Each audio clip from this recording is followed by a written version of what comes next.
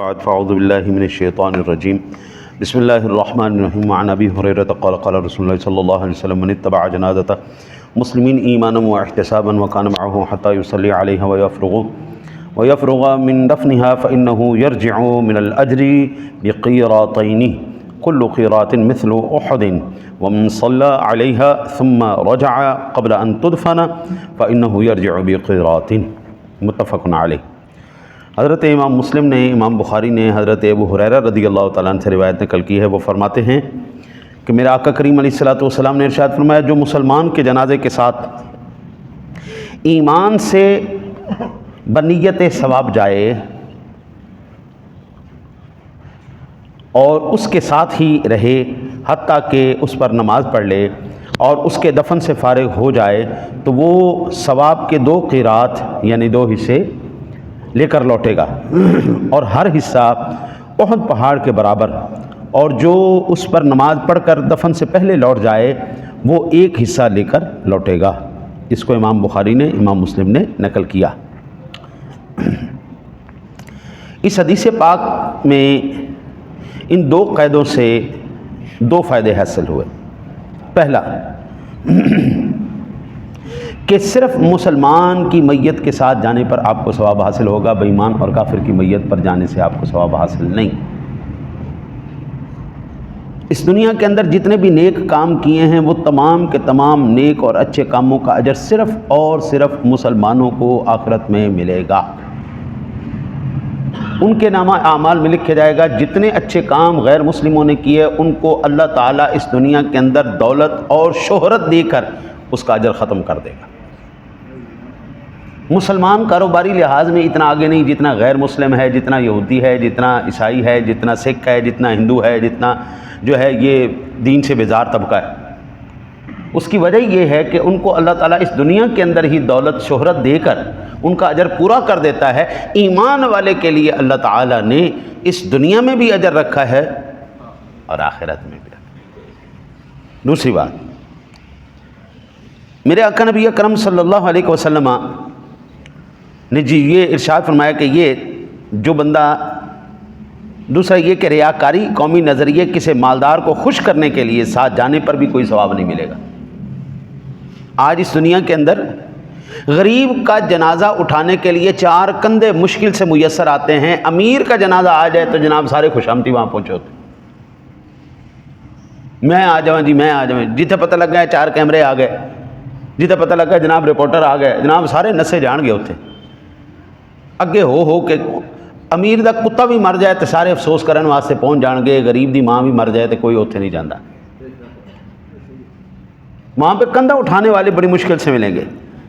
اور پھر یہ لوگ جو وہاں پر جاتے ہیں نا جی خوشامدی طبقہ، یہ خوشامدی طبقہ بے وضو وہاں پہ کھڑا ہوتا ہے، جنازے کی لائنوں میں بے وضو کھڑا ہوتا ہے۔ نہ صرف بے وضو کھڑا ہوتا ہے بلکہ ان کو یہ بھی نہیں پتہ ہوتا کہ اس میں پڑھنا کیا ہے۔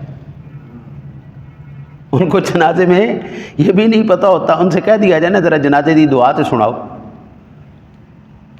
ہم آپ کو شروع کر کے دے دیتے ہیں، مکمل آپ کریں، اللہم اغفر لحینا و میتنا، ہم شروع کر دیتے ہیں، پوری آپ کرو۔ ذرا جنازے کی شرائط بتا دیں، جنازے کی شرائط کیا ہیں، جنازے کے فرائض بتا دیں، جنازے کے فرائض کیا ہیں۔ یہ طبقہ پھر وہاں پر بے وضو بے نیتہ اور ایسے کھڑا ہوتا ہے، صرف خوشامدی کریے۔ اور پھر آپ اندازہ کریں کہ یہ ستم، یہ ظلم، یہ زیادتی وہ صرف ان کے ساتھ نہیں کر رہے ہوتے بلکہ جب ان کے اپنے مر جاتے ہیں پھر ان کے ساتھ بھی یہی ہو رہا ہے۔ حضرت اپنا عزیز، اپنا رشتہ دار، اپنا قریبی آگے پڑا ہوتا ہے، یہی لوگ جو دوسروں کے ساتھ ساری زندگی زیادتی کرتے چلے گئے وہ اپنوں کے جنازے کے اندر بھی ایسے ہی کر رہے ہوتے ہیں۔ انہوں نے تو کرنا سو کرنا ہے، جب اس کی میت اٹھتی ہے اس کی اولاد بھی ویسے ہی کر رہی ہوتی ہے۔ فائدہ ہی کیا ہے یار؟ جاتی مرتبہ تو ایک مسلمان بھائی کو دعا ہی نہیں دے سکتا، تجھے اتنا ہی نہیں پتہ ہے کہ میری آخرت کا سفر جہاں سے شروع ہو رہا ہے، جو سب سے زندگی اور موت کا اہم ترین وہ وقت ہے جہاں پر تیرے لیے سبق بھی ہے اور تو سبق بھی ہے، تیرے ذریعے بھی اللہ کئیوں کو سبق دے رہا ہے اور اس کے ذریعے بھی اللہ کئیوں کو سبق دے۔ یہ تمام کے تمام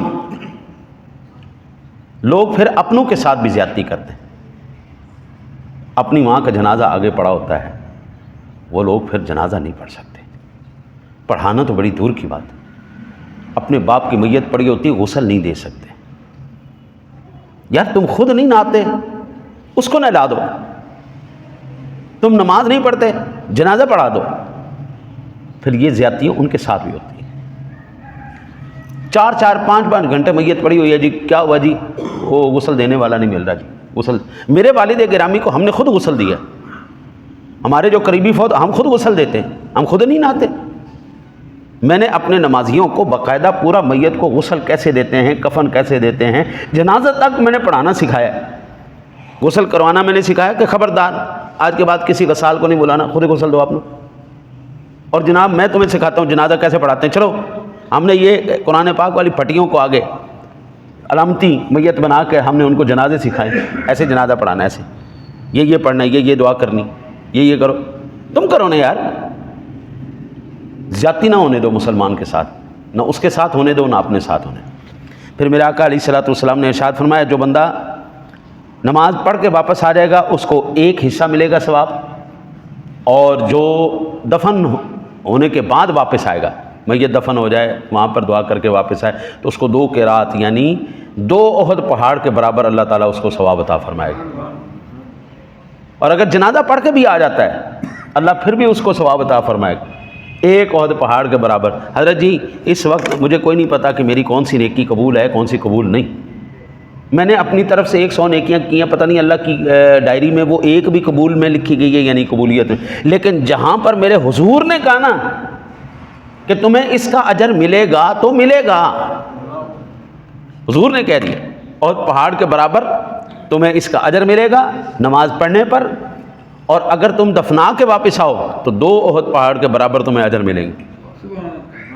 10 لاکھ روپے لگا کے میں حج پہ جاؤں، میں اللہ سے امید تو کرتا ہوں کہ اللہ میرا حج بھی قبول کر لے، میرا عمرہ بھی قبول فرما لے، لیکن میرے پاس کوئی گارنٹی نہیں ہے کہ وہ قبول ہے یا نہیں ہے، لیکن میرے پاس یہ گارنٹی ہے کہ حضور نے فرمایا جو ماں باپ کو پیار کے ساتھ 1 مرتبہ بھی دیکھے گا اللہ اس کو حج مقبول کا ثواب عطا فرمائے گا۔ ماں باپ کو روز دیکھو، 2 دفعہ دیکھو، 4 دفعہ دیکھو، 10 دفعہ دیکھو، 100 مرتبہ دیکھو، جتنی یہاں پر مجھے اس بات کی گارنٹی ہے کہ حضور نے فرمایا تو وہ مقبول حج ملے گا۔ اللہ سے دعا کرتے ہیں اللہ آپ کو مجھے عمل کی توفیق عطا کرے۔